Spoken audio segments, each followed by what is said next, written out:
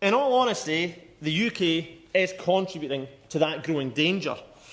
We continue to sell arms to human rights abusing states and further compound this awful act by cutting overseas development aid. Aid that prevents conflicts, builds peace, increases global security and saves and transforms lives. And I utterly reject the narrative that for defence spending, for example, to be increased, then overseas development aid has to be cut. Yeah. Pushing that type of politics is an example of dividing people, of sowing discord and creating disharmony, suspicion, and creating a society where it's dog eat dog and to hell with your neighbour.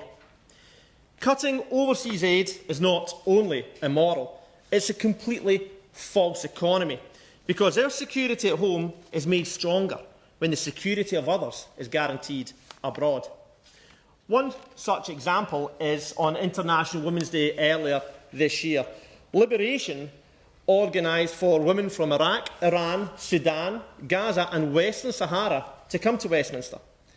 These women shared personal stories of hunger, illness, sexual exploitation and intimidation and persecution.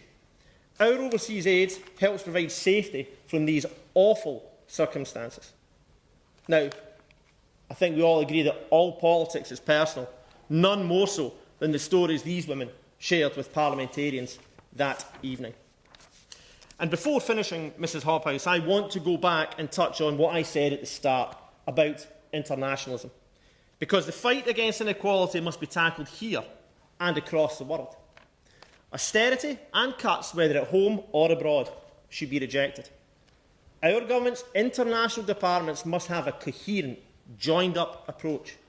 It's our country's duty to respond to the world's crises and make humanitarian aid available and to promote peace and global security. And my only ask of the Minister here today is to take that message back to the Secretary of State.